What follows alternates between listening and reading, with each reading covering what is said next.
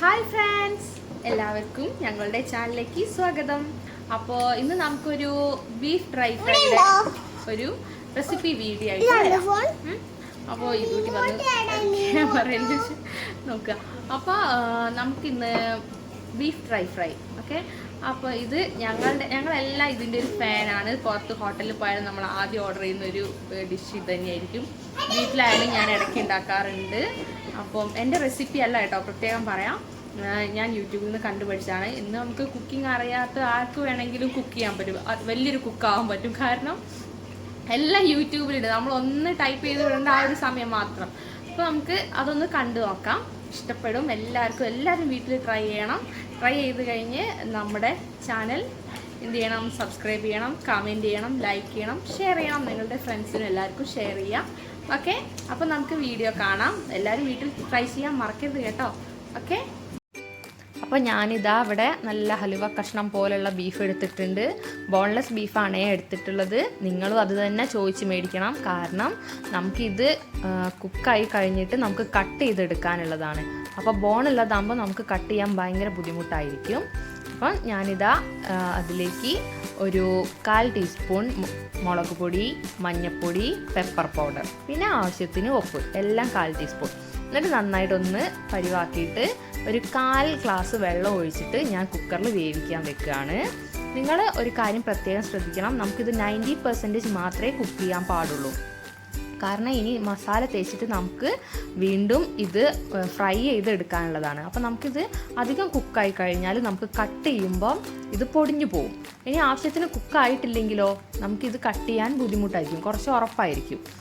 അപ്പോൾ നമ്മൾ ഒരു 90% മാത്രം കുക്ക് ചെയ്തെടുക്കുക. നിങ്ങൾക്കറിയാലോ നിങ്ങളുടെ നാട്ടിലെ ബീഫിൻ്റെയൊക്കെ ഒരു വേവ് ഏകദേശം. അപ്പോൾ നിങ്ങൾ അത് ഇടയ്ക്ക് ഒന്ന് വിസിലടിച്ച് കഴിഞ്ഞതിന് ശേഷം നിങ്ങളൊന്ന് നോക്കുക, ഇടയ്ക്ക് ഒന്ന് തുറന്നിട്ട്. എന്നിട്ട് കുക്കായിട്ടില്ലെങ്കിൽ വീണ്ടും വിസിലടിക്കാൻ വെക്കുക, വീണ്ടും കുക്കാവാൻ വെക്കുക കേട്ടോ. അപ്പം ഞാനിതാ അതിലേക്ക് ഒരു 1/4 കപ്പ് വെള്ളം കൂടി ഒഴിച്ചിട്ട് വേവിക്കാൻ വെക്കുകയാണ്. കണ്ടോ, ഞാനൊരു 6 വിസിൽ കഴിഞ്ഞിട്ടാണ് തുറന്ന് നോക്കിയത്. കണ്ടോ, നല്ല അടിപൊളിയായി കിട്ടിയിട്ടുണ്ട്. ഇതൊന്ന് ഞാൻ തൊട്ട് നോക്കട്ടെ ആവശ്യത്തിന് വേവായോ എന്ന്. ഓക്കെ, ഇത് കറക്റ്റാണ് കേട്ടോ. അപ്പോൾ നിങ്ങളും ഇതേപോലെ വേണം ചെയ്യാൻ. പിന്നെ ഇതിലുള്ള ഗ്രേവി നമ്മൾ മാറ്റി വെക്കണം, അത് നമുക്ക് പിന്നെ ആവശ്യമുണ്ട്. ഇനി നമുക്ക് ഇതിലേക്കുള്ള മസാല തയ്യാറാക്കാം. അപ്പം ഞാനിതാ ഇവിടെ മസാല തയ്യാറാക്കാൻ പോവാണ്. അതിന് വേണ്ടിയിട്ട് ഒരു 3 ടീസ്പൂൺ കോൺഫ്ലോറും 2 ടീസ്പൂൺ കാശ്മീരി ചില്ലി പൗഡറും, അതേപോലെ 1/2 ടീസ്പൂൺ പെരിഞ്ജീരകം, 1 ടീസ്പൂൺ ഗരം മസാല, അതേപോലെ തന്നെ മഞ്ഞൾപ്പൊടി, പിന്നെ 2 ടീസ്പൂൺ ജിഞ്ചർ ഗാർലിക് പേസ്റ്റും. ഇത്രയും സാധനം എടുത്തിട്ട് നല്ലതുപോലെ നമ്മൾ നേരത്തെ കുക്കറിലുള്ള ഗ്രേവി ഉപയോഗിച്ചിട്ട് നല്ലതുപോലെ പേസ്റ്റ് ആക്കി എടുക്കുക. എന്നിട്ട് കണ്ടില്ലേ, ഞാൻ നല്ല ഫിംഗർ സൈസിലാണ് നീളത്തിൽ ഇത് അരിഞ്ഞെടുത്തിട്ടുള്ളത്. എന്നിട്ട് അത് നന്നായിട്ട് നല്ലോണം മസാല പിടിക്കട്ടെ. എന്നിട്ട് നമ്മൾ ഇതൊരു 15 to 20 മിനിറ്റ്സോളം നമ്മൾ ഫ്രിഡ്ജിൽ മാരിനേറ്റ് ചെയ്യാൻ വെക്കണം. നന്നായി മസാല പിടിക്കണം. എന്നിട്ട് ഈ ക്രഷ്ഡ് ആയിട്ടുള്ള പെരിഞ്ജീരകമാണ് കേട്ടോ നിങ്ങൾ എടുക്കേണ്ടത്. എന്നാലോ ഫൈൻ പൗഡർ ആവാനും പാടില്ല, ഒന്ന് ചതച്ചെടുത്താൽ മതി. ഓക്കെ, നമുക്കിതിന് ഫ്രിഡ്ജിൽ വെച്ചതിന് ശേഷം ഒന്ന് ഫ്രൈ ചെയ്തെടുക്കാം. അപ്പോൾ ഞാനിത് ഇത്തിരി കൂടി ഗ്രേവി ഒഴിച്ചു കൊടുക്കുകയാണ്, ഒന്നുകൂടി പേസ്റ്റ് റെഡി ആവാനുണ്ട് ഇതിന്.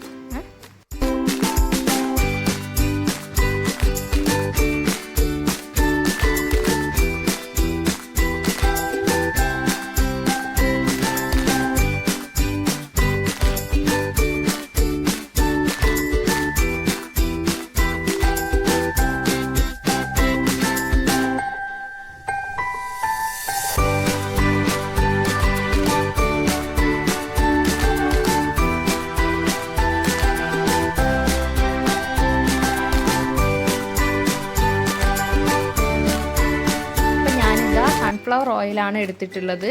ആവശ്യത്തിന് ഓയിൽ ഒഴിക്കുക. നമ്മൾ ഇത് ഡീപ് ഫ്രൈ ആണ് ചെയ്യേണ്ടത്. അപ്പം ഓയിൽ നന്നായിട്ട് മുങ്ങി പൊരിഞ്ഞ് വരണം ഇത്. അപ്പം ഞാനിതാ 20 മിനിറ്റിന് ശേഷം ഫ്രിഡ്ജിൽ നിന്ന് എടുത്തു.